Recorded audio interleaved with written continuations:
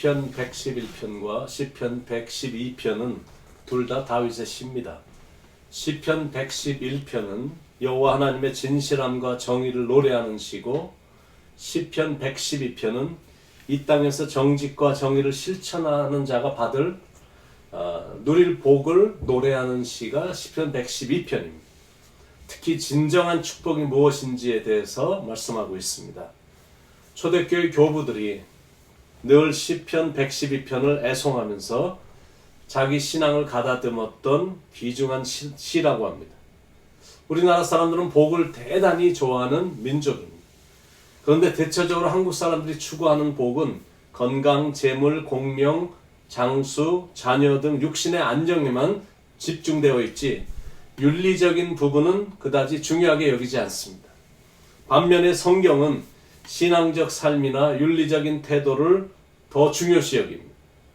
예를 들어서 내가 아무리 형통한 삶을 살고 있다 할지라도 악인의 길을 쫓고 있다면 그건 복이 없는 삶이다 라는 겁니다. 내가 아무리 대단한 삶을 살고 있어도 죄인의 길에 서 있으면 그건 복 없는 삶이다 라는 겁니다. 아무리 인간이 상상할 수 없는 걸 성취했다 할지라도 오만한 자의 자리에 앉아 있다면 그건 복 없는 삶임을 성경은 가르치고 있습니다. 그렇다면 이 두 시편이 말하는 진정으로 축복받은 사람은 누구인가? 그것을 몇 가지만 알아보겠습니다. 첫 번째는 정직한 사람이 진정으로 축복의 사람이다라는 것. 시편 111편 1절에 할렐루야 내가 정직한 자들의 모임과 회중 가운데서 전심으로 여호와께 감사하리로다. 시편 112편 2절에서도 그의 후손이 땅에서 강성하며 정직한 자들의 후손에게 복이 있으리로다. 정직이란 말을 사전을 찾아보니까 이렇게 되어 있습니다. 거짓이 없고 매우 솔직하거나 진실한 것. 이것이 정직입니다. 성경에서 말하는 정직한 자란 말씀이 명령하는 대로 곧고 올바르게 살아가는 사람. 그 사람이 정직한 사람입니다. 사람에게 있어서 정직이란 건 대단히 중요합니다. 특히 하나님의 사람들에게 있어서 정직은 참 중요합니다. 회사나 사업체나 어떤 단체를 경영하는 사람들은 누구 할 것 없이 정직한 사람에게 일을 맡기지 거짓으로 일관하는 신용이 안 되는 사람에게 중요한 일을 맡기지 않습니다. 정직이라는 것이 그만큼 중요합니다. 정직하면 사람들로부터 인정을 받으니까 롱런을 합니다. 반면에 정직하지 못하면 결단코 오래가지 못합니다. 교통순경에게 드라이버 라이센스 밑에다가 현금을 이렇게 넣어서 주거나 세금 보고할 때 탈세를 하거나 과일을 팔 때 위에는 보기 좋은 과일을 넣고 속 안엔 썩은 걸 넣거나 돈을 은행에서 대출을 받아놓고는 의도적으로 뱅크럽시를 해버리거나 뭐 이런 식으로 거짓된 일을 일삼는 자들이 이 땅엔 꽤 있거든요. 그러니까 복을 못 받는 겁니다.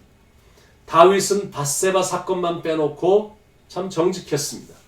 시편 51편 10절에 보면 정직한 영을 달라고 하나님께 기도할 정도로 정직을 대단히 중요시 여겼습니다. 왜냐하면 정직이라는 것이 그만큼 중요하기 때문입니다. 정직하다라는 것은 하나님의 뜻대로 올바로 산다라는 뜻입니다. 그래서 정직한 사람을 하나님이 기뻐하시는 겁니다. 하나님이 기뻐하시니까 정직한 사람에게 하나님이 복을 주시는 겁니다. 그것도 천대에 이르기까지 은혜를 베풀어 주시겠다라고 약속을 하십니다.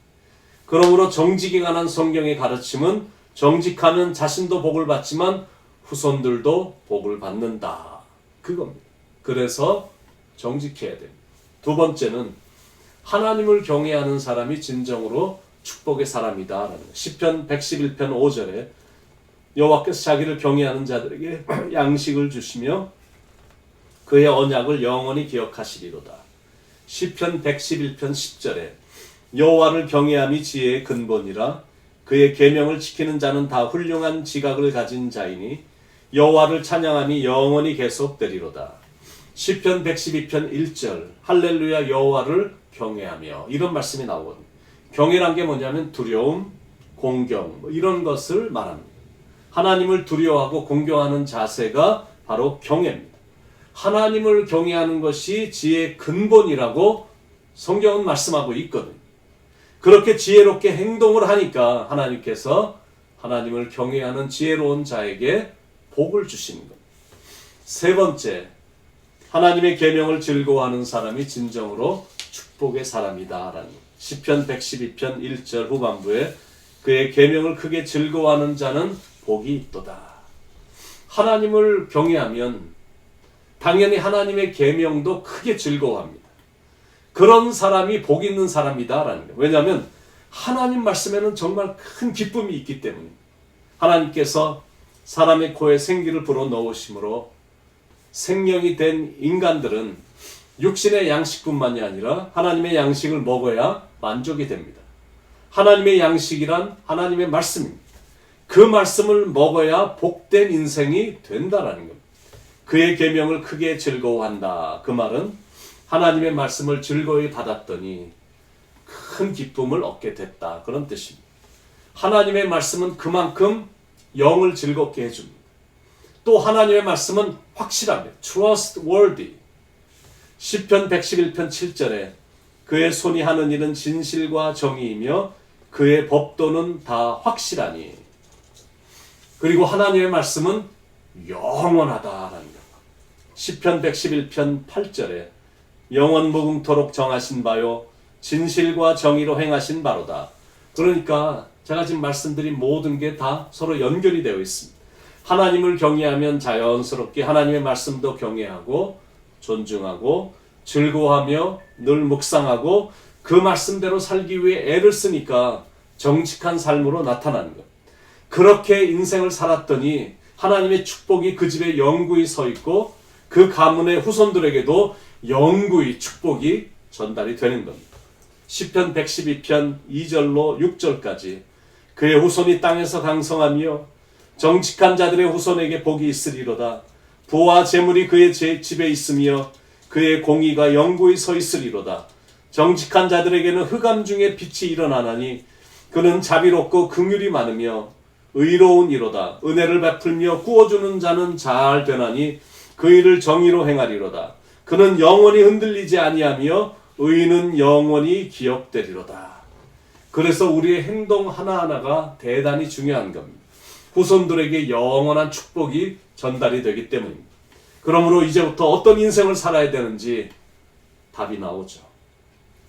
하나님에게 초점을 맞추고 하나님의 말씀을 순수하게 따르며 모든 일에 있어서 정직함으로 하나님을 기쁘시게 해드리는 사람이 되어야 된다는 것. 그래야 하나님께 쓰임도 받는 사람이 되는 겁니다. D.L. 무디 목사님이 이런 말씀을 하셨습니다. 전에는 내 소원이 중요했으나 이제는 주님의 소원이 더 중요하다. 전에는 내 감정을 따랐지만 이제는 주님의 말씀을 따른다. 전에는 끝없이 달라고만 했지만 이제는 주님을 찬송한다. 전에는 주님을 이용하려 했지만 이제는 주님께 사용되기를 원한다. 여러분, 내 뜻이 아니라 항상 주님의 뜻이 더 중요합니다. 내 감정, 내 생각에 따라 행동에 옮기는 게 아니라 하나님의 말씀을 따라 행동하는 것이 더 중요하다는 것. 이미 받은 게 많은데 맨날 하나님께 달라고만 말하지 말고 감사와 찬양으로만 일관하며 살아야 된다는 것. 더 이상 주님의 이름을 이용하지 말고 주님으로부터 쓰임받는 정직한 사람이 되어야 된다는 것. 그게 진정으로 축복의 인생인 겁니다. 다윗이 우리에게 그 진리를 오늘 가르쳐주고 있는 겁니다. 그래서 오늘도 하나님을 경외함으로 하나님의 말씀에 순종하고 정직하게 살아가는 하루가 되길 축원드립니다. 그래서 하나님의 기쁨이 되고 하나님의 축복 속에 살아가는 축복의 하루가 되길 간절히 축원을 드립니다. 기도하겠습니다. 하나님, 진정으로 행복한 사람, 축복의 사람 될 수 있도록 인도해 주시옵소서.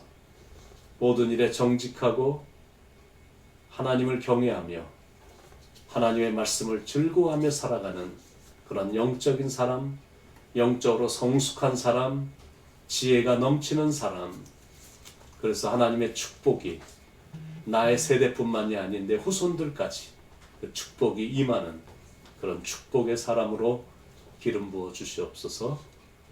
오늘을 시작해 하신 하나님께 감사드리옵고 사랑이 많으신 예수님의 이름으로 간절히 기도드립니다.